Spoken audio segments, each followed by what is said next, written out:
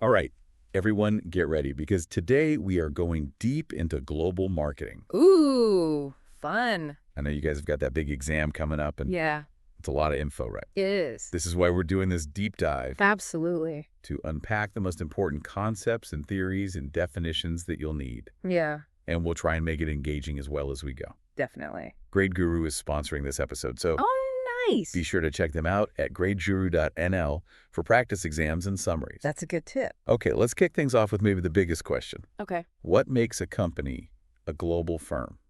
That is a good question to start with. It's more than just selling stuff in a few different countries, right? Yeah, it's definitely more than that.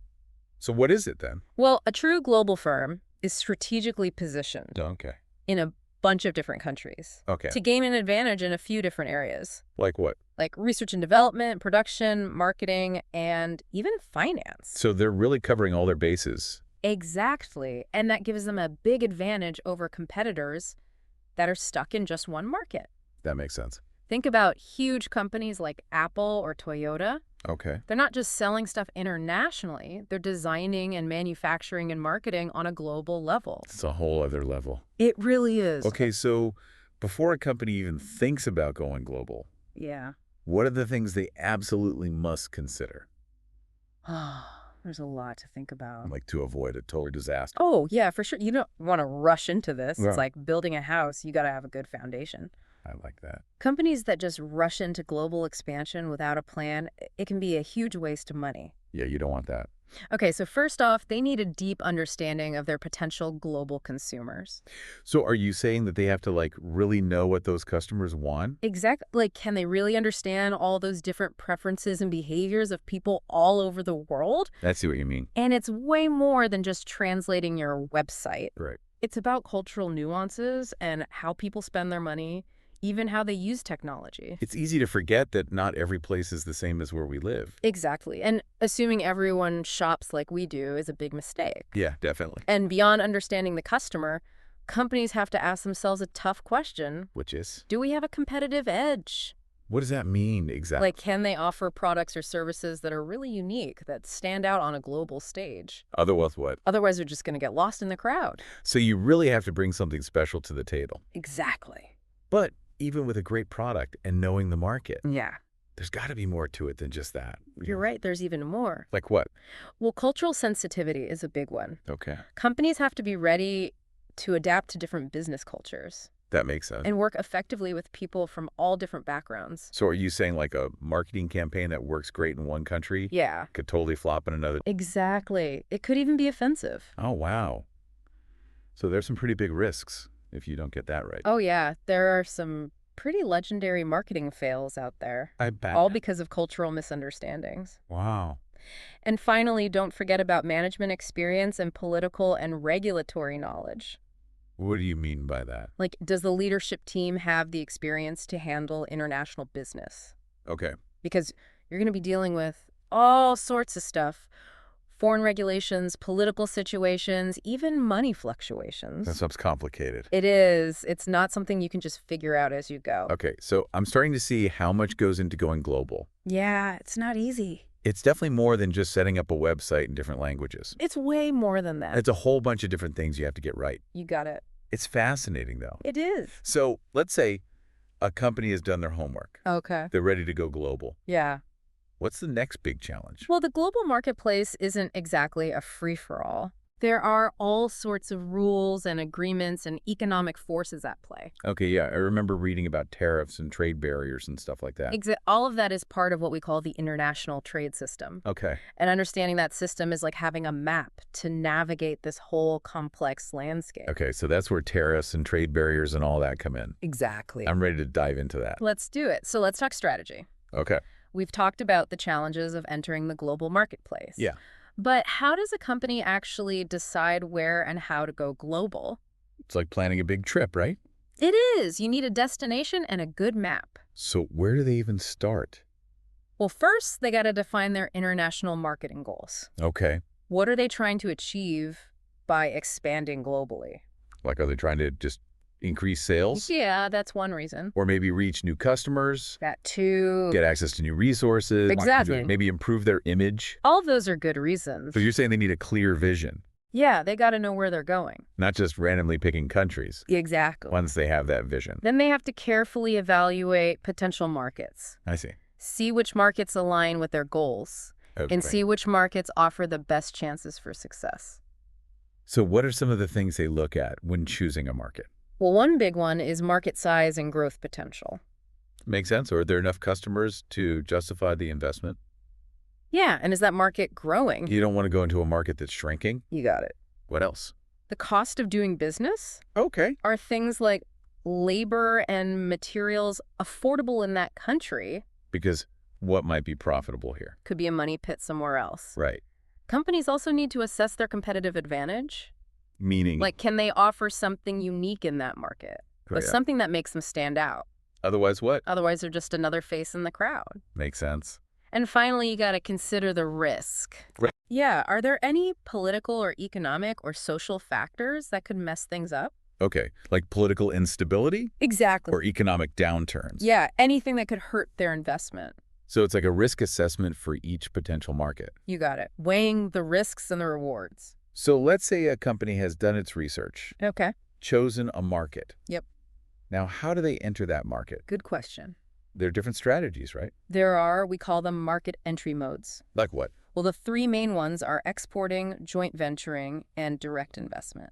Okay, so those are the options. Yes. Let's start with exporting. Okay, exporting is basically selling products made in your home country Okay. to customers in other countries. Okay, so you make it here and sell it there. Exactly. And it's often done with little or no changes to the product. Okay, so that's one way to go global. It is. And it's the most common way for companies to test the waters. Without investing too much. Exactly. Now, within exporting, there are two approaches, right? You got it. Indirect and direct exporting. Let's break those down.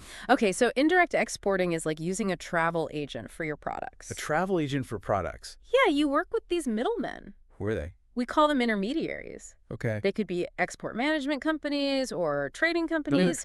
They handle all the logistics of getting your products into those foreign markets. Okay, so it sounds pretty hands-off for the company. It is. You don't have to build your own sales force or deal with regulations. Sounds good. The downside is you have less control, Oh, I see. and your profits might be lower.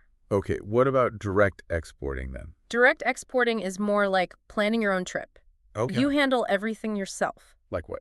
Finding customers, shipping, dealing with customs. It sounds like more work. It is. It requires more upfront investment. But you have way more control I see. over your brand, your pricing, your whole strategy. Okay, so indirect is more low risk. Yeah, like dipping your toes in the water. And direct is more for companies that are ready to jump in. Exactly. Okay, now what about joint venturing? Joint venturing is all about partnering with a foreign company Okay. to produce or market your product in their country. So you team up with someone who's already there? Exactly. It's a bigger commitment. Okay, and more risk. Yep. But it can also be very rewarding. What are the different types of joint ventures? Well, there are a few. Like Let's start with licensing. licensing. That's when you give a foreign company the right to use your intellectual property. Like what? Patents, trademarks, copyrights, that kind of stuff. So you're giving them permission to use your ideas. Yeah, basically. Interesting. Licensing is a relatively low-risk way to enter a market. How so? Well, you're not making a huge investment. Okay. And the other company takes on the responsibility of production and marketing. I see. They already know the local market. Right. They have the connections. So it's a win-win. In theory, yes. But are there any downsides? No, of course. Like what? Well, you're giving up some control over your brand. Oh, You have to make sure you have a really good contract. to protect your interests. Exactly. Okay, what are some other types of joint ventures? Another common one is contract manufacturing. What's that? That's when you outsource production to a company in another country. Okay. You give them the designs. They make the product. Yeah. So it's like you're using their factories. You got it. And it can save you a lot of money Because because building your own factories overseas is expensive. Right. And contract manufacturing lets you take advantage of lower labor costs. makes sense. But what about quality control? That's a good point. You got to be careful. To make sure they're making your product right Exactly. You need good communication. and regular inspections. You got it. Okay. What else? Management contracting is another type. That sounds interesting. It's a little different. So You're not actually selling a product.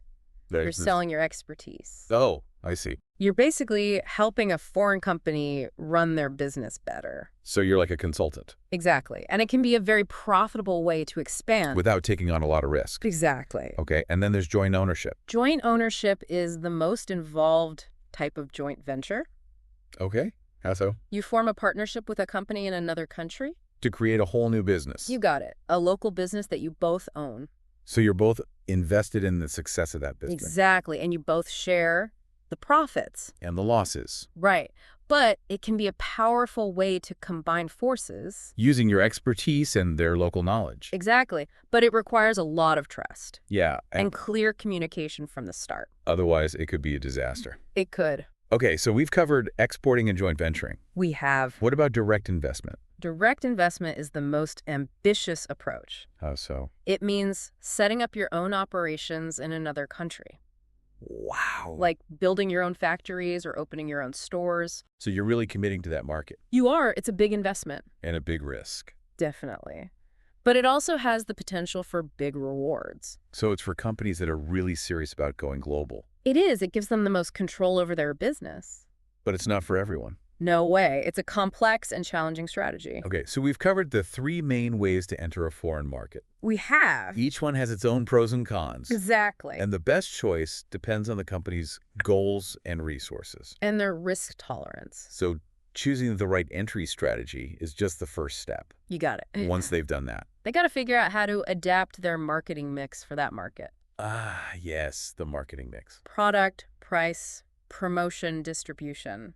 How do you even begin to adapt all of that for a global audience?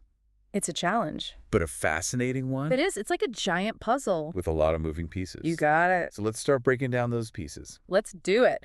All right, so we're talking about adapting the marketing mix for global success. Yeah, it's a lot to think about. It is, but it's crucial. Okay, so let's start with product. Okay, the product is basically the heart of your business, right? Yeah, was what you're selling. But what works in one market might not work in another.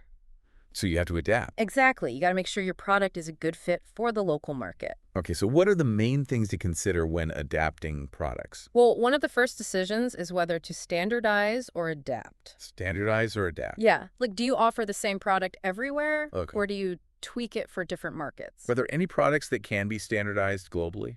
It's rare, but yeah, sometimes. Like what? Think about something simple, like a hammer Okay, or a USB drive. yeah, Those products pretty much work the same everywhere. right. Their function is universal. Exactly. So there's no need to change them. But most products aren't that simple, are they? No, definitely not. Especially things like food or clothing. Yeah, those products are very culturally You sensitive. need to be careful with those. You got to be really mindful of cultural differences. Like what?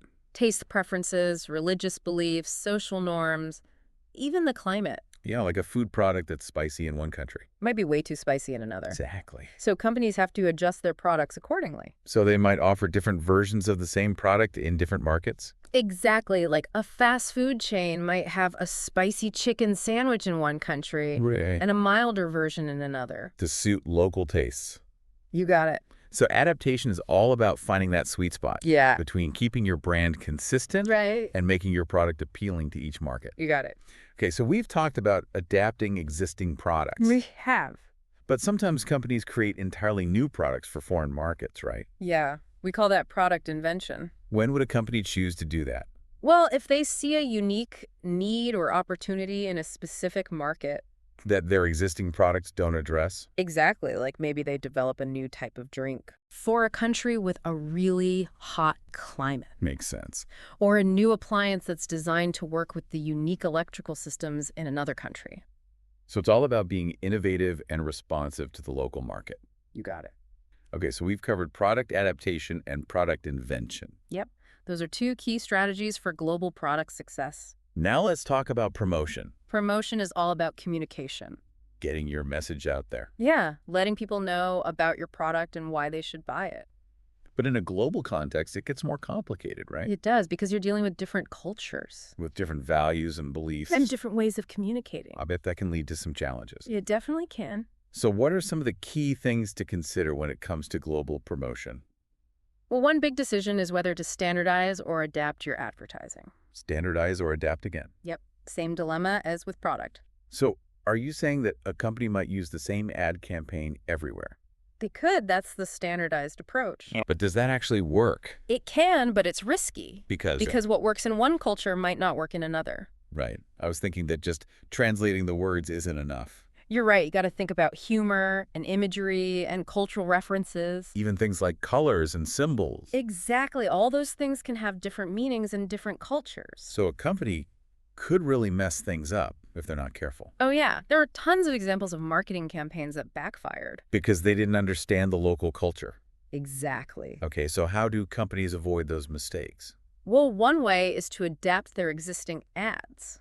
To make them more culturally relevant. Exactly, like tweaking the language or changing the imagery. Okay. Or even adjusting the message to align with local values. So it's about finding that balance again. Yeah, between staying true to your brand. And connecting with the local market. You got it. Another option is to create entirely new ads for each market. That's a more customized approach. But probably more expensive. It is, but it can be more effective. So it's a trade-off. It is. You got to weigh the costs and benefits. Okay, so we've covered product and promotion. We have. Now let's move on to pricing. Pricing is one of the trickiest parts of global marketing Why is that? because you're dealing with different currencies and economic conditions. Yeah, and different ideas about what things are worth. Exactly. So it's not just about converting prices. It's about understanding how different cultures value different things. You got it. Okay, let's break down some of those challenges. Okay, so one basic challenge is just converting prices into different currencies. Yeah, because exchange rates are always fluctuating. Exactly, and that can affect your profits. I see what you mean. And then you have to consider the economic development of each country. What do you mean? Like people in different countries have different levels of purchasing power. So what might be considered affordable in one country? Could be seen as a luxury item in another. So you can't just use the same price everywhere. Nope, you got to adjust your pricing strategy for each market. Okay, so what are some of the pricing strategies companies use globally? Well, one common approach is cost plus pricing. What's that? It's basically adding a fixed markup to your costs. To determine your selling price. Exactly. It's a simple way to make sure you're making a profit. But it doesn't take into account things like market conditions or consumer perceptions. Right. It's a good starting point, but it might not be the best approach in every situation. What are some other strategies? Another one is value-based pricing. What's that? It's setting your price based on the perceived value of your product. So you're focusing on the benefits the product offers. Exactly, not just the costs. Okay. And then there's competitive pricing. Competitive pricing is when you set your prices based on what your competitors are charging. So you're trying to stay competitive. Exactly. But you have to be careful not to undercut yourself. And lose money. You got it. So each pricing strategy has its own strengths and weaknesses. It does, and the best approach depends on the specific situation. Okay, so we've covered product, promotion, and pricing. We have What about distribution? distribution is all about getting your product to your customers. But globally, that gets really complex. It does, because you're dealing with different countries and different transportation systems. And different levels of infrastructure. Exactly. It's a logistical challenge. So how do companies even begin to set up a global distribution network? Well, one of the first decisions is whether to use direct or indirect distribution. Direct or indirect? Yeah, direct distribution means selling directly to your customers. Okay. And indirect distribution means working with intermediaries. Like wholesalers and distributors. Exactly. They act as middlemen between you and your customers. So direct gives you more control. It does, but it also requires more investment. And indirect is less risky. It is, but you give up some control. Okay, so it's a trade-off again. It is. You got to decide what's best for your business. What are some other things to consider when it comes to global distribution? Transportation is a big one. You got to get your product from point A to point B. Yeah, and internationally that can be tricky. You have to deal with different modes of transport Ships, planes, trucks, trains. and all sorts of regulations and potential delays. Exactly. It's a lot to manage. What else? Warehousing and inventory management are also important. Making sure you have enough product, but not too much. Right, you don't want to run out of stock. But you also don't want to have a bunch of stuff sitting around. Exactly. It's all about finding the right balance. And then there's the challenge of finding good local partners. That's crucial. People you can trust to represent your brand. Exactly. You need distributors and retailers and logistics providers who know the local market. So global distribution is as much about relationships as it is about logistics. You got it. You need strong partnerships to succeed. This has been really eye-opening. I'm glad you found it helpful. I feel like I have a much better understanding of global marketing now. That's great to hear. And for those of you listening who want to test your knowledge, Yeah. Remember, Great Guru has practice exams and summaries. At gradeguru.nl. Okay, well, that wraps up our deep dive into global marketing. It's been a fun one. We hope you enjoyed it. We'll see you next time. For another deep dive into the world of business. See you then. Bye, everyone.